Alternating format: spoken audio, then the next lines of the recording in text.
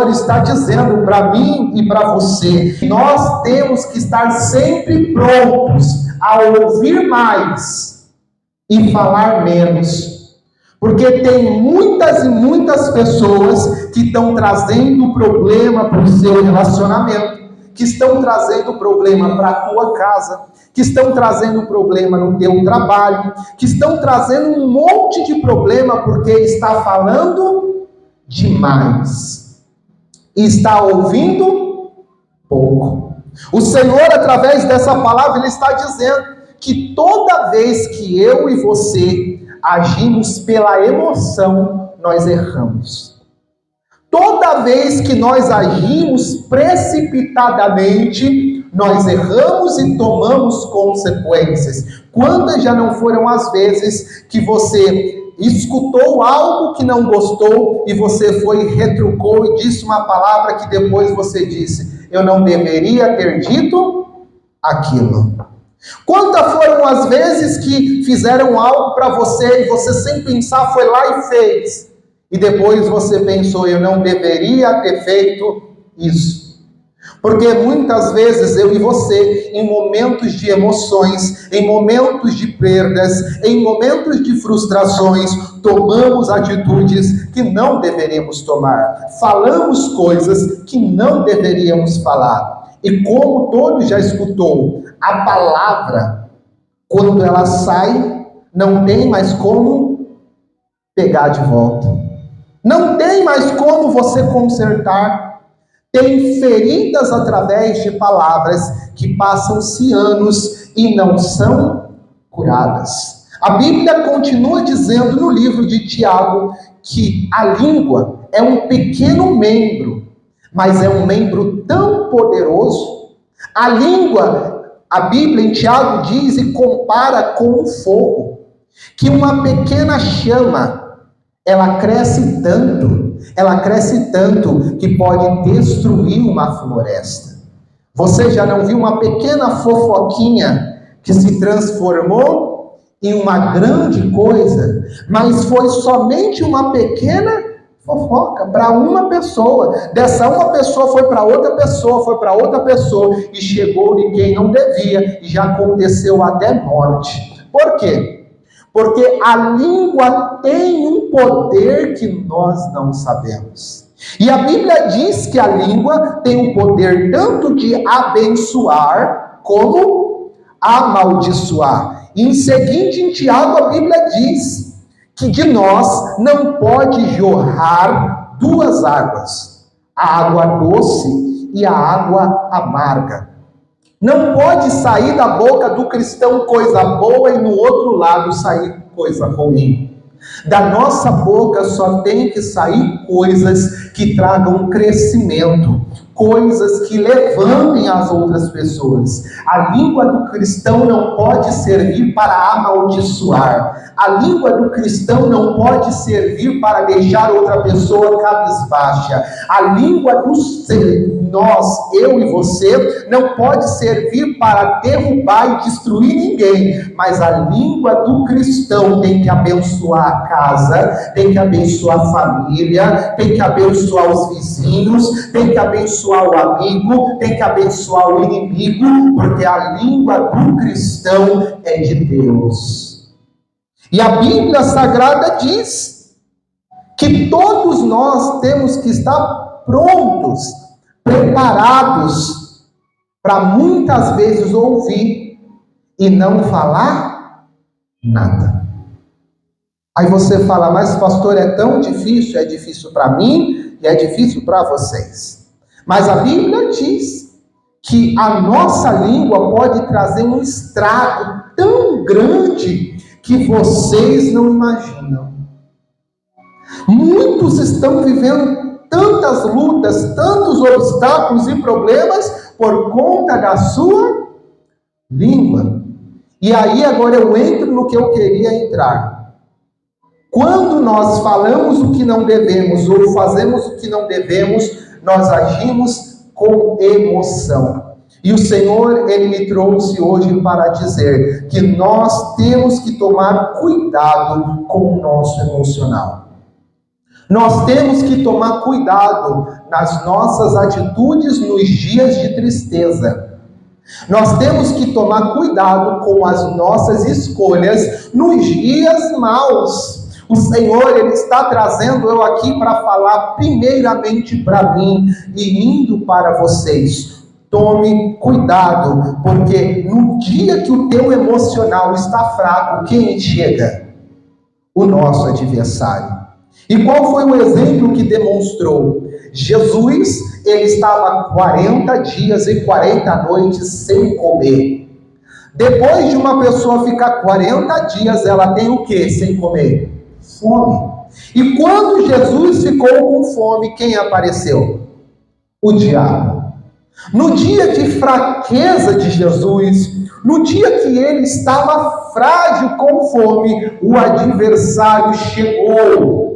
E ele declarou palavras para o tentar, palavras para o provar, porque sabia que ele estava com fome. E disse: se você realmente é filho de Deus, transforme essas pedras em pães. Isso mostra o quê? Que quando eu e você estamos fracos, seja financeiramente, seja emocionalmente, seja no nosso ministério espiritual, seja no que for, quando você está fragilizada em algum setor, o inimigo vai aparecer dizendo: você não é filho de Deus, então mude a sua situação, então por que você dá dessa forma? Mas o adversário não faz isso somente comigo e com você, mas ele fez com Jesus. Mas Jesus estava preparado espiritualmente. Jesus estava 40 dias orando, Jesus estava 40 dias jejuando, Jesus estava com a palavra de Deus gravada no seu coração. E o Senhor já começa a dizer que se você não estiver preparado espiritualmente, o adversário vai vir, vai trazer a dúvida, a tentação, a provação, e você vai cair. Você não vai cair porque você não é de Deus, é porque se você não estiver firme espiritualmente, meditando na palavra de Deus de dia e de noite, em oração, em consagração, você não terá forças para superar a tentação. Você não terá forças para rejeitar a oposição do adversário, mas Jesus estava pronto e disse: a palavra do Senhor declara que nem só de pão viverá o homem, mas de toda a palavra que procede da boca de Deus. E o Senhor, quando declarou essa palavra, ele diz que quando nós estamos com um problema, nós achamos que aquilo é a única coisa que importa. Nós olhamos para aquela situação e achamos que se nós não tivermos aquilo, a nossa vida não é nada, a nossa vida não tem valor. Mas Jesus entendia que a fome não determinava a comunhão dele com Deus. Jesus entendia que aquela situação passageira que ele passava não determinava o Deus que ele servia. E o Senhor está dizendo para mim e para você, essa circunstância que eu e você passamos de difícil não determina a nossa vida, não determina o nosso Deus, não determina nada. É só uma situação difícil que nós vamos vencer. Mas muitas vezes o adversário tenta colocar na nossa cabeça que aquilo é o mais importante. Existe um ditado que diz que tem pessoas que fazem tempestade em um copo com água. Não tem pessoa assim? Que a situação não está nem tão problemática, mas aquela pessoa faz aquilo ser a pior coisa. Vamos dar um exemplo simples. A pessoa está na sua casa e alguém derruba um copo de água e quebra o vidro. Tem pessoas que já causam desespero. Tem pessoas que já começam a gritar, tem pessoas que já ficam iradas, tem pessoas que perdem as suas estribeiras. Por quê? Porque ela acha que aquele copo é o mais importante, mas não é. A vida era muito mais, as pessoas que estavam em volta era muito maior do que aquele copo. O momento era muito maior do que aquele copo, mas o adversário coloca na tua cabeça que aquele copo era tudo, que aquela toalha de mesa era tudo, e você perde tudo que você estava vivendo por aquilo. E o Senhor, Ele nos diz nessa noite: não deixe essa circunstância fazer com que você ache que a sua vida não vale nada. Isso é uma simples dificuldade que você vai vencer. E o adversário não parou por aí. Jesus estava emocionalmente fragilizado. E o adversário levou ele para um lugar muito alto, para o cume de um pináculo, e diz: lança-se daí para baixo, pois a palavra do Senhor está dizendo que aos teus anjos dará ordem em teu favor, para que não tropeces em nenhuma pedra. Ali o adversário usou a palavra de Deus para colocar dúvida no coração dele. Quando são os dias e os momentos que às vezes você olha para a palavra e diz: mas a palavra disse que iria me abençoar. A palavra disse que eu e a minha casa serviríamos o Senhor. A palavra diz que eu seria honrado. E aí você olha para a tua vida e não vê o cumprimento da palavra. E aí começa a vir a dúvida no seu coração e dizer: será que essa palavra é verdadeira? Porque se a palavra é verdadeira, por que a minha vida está assim? O adversário tentou fazer isso. Colocar a dúvida no coração de Jesus através da palavra, dizendo: a palavra diz que nenhum mal acontecerá na tua vida se você se lançar aqui. Mas Jesus, conhecendo as Escrituras, disse: a palavra do Senhor também diz: não tentarás o Senhor teu Deus. O que o Senhor nos ensina através desse exemplo de Jesus, ele diz que ainda que as coisas não aconteçam da maneira que nós estávamos esperando, nós não podemos questionar a soberania de Deus. Ainda que você não esteja entendendo a circunstância, nós não podemos questionar, nós não podemos duvidar da soberania e do poder de Deus, porque o Senhor, Ele cumpre a sua palavra e Ele é fiel. E por último, Jesus ainda estava frágil. Jesus estava sem comer. E Jesus veio para reinar sobre toda a humanidade. E o adversário levou ele para um monte muito grande. E ele mostrou toda a terra. E ele disse: se você se prostrar hoje diante de mim, eu vou te entregar tudo isso. Mas Jesus logo, prontamente, ele respondeu: somente ao Senhor adorarás, e somente ao Senhor prestará culto. O adversário tentou entregar o que Jesus queria, para ele se afastar da presença do Senhor. O Senhor está dizendo: vigia com o que o adversário pode tentar te entregar. Às vezes o adversário, ele vem e apresenta algo muito bonito, algo muito bom, mas eu te dou uma orientação: qualquer coisa que vier para te afastar da presença de Deus, qualquer coisa que vier para te distanciar do Evangelho do Senhor, repreenda e continua crendo no melhor de Deus.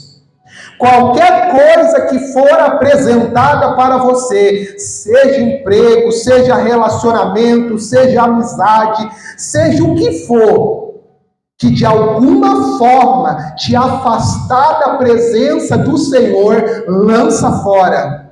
Porque isso não é bênção, isso é laço, isso é maldição. E quantas são as pessoas que estão caindo em laço? Quantas pessoas você já não escutou que entrou num casamento e era um laço? A pessoa era uma bênção, mas ela não vigiou e casou com um homem ou com uma mulher que tinha uma aparência de um homem bom, de um homem de Deus, mas quando foi conhecer era o quê? Era um laço. Não caia pela aparência. Não vá pelo dinheiro, não vá pelas circunstâncias, mas ore e fala: Senhor, isso vai me aproximar do Senhor, isso não vai me afastar do Senhor. E se você vê que vai te afastar, repreende, não entra.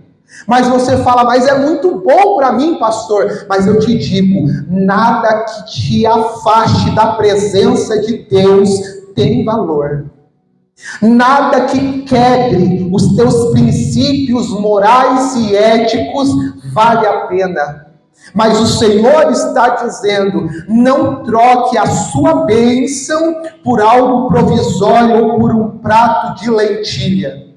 Jacó e Esaú fizeram uma negociação. Esaú tinha o direito de primogenitura. Esaú tinha um direito de, quando seu pai morrer, ele receber tudo o que era do pai. Mas chegou um dia que ele estava com muita fome. E ele viu seu irmão trazendo um prato de lentilha de comida. E ele disse: me dê essa comida porque eu estou morrendo de fome. E o irmão disse: eu te darei, somente se você me vender o seu direito de primogenitura. E sabe o que Esaú fez? Ele vendeu a bênção por algo provisório, por uma comida.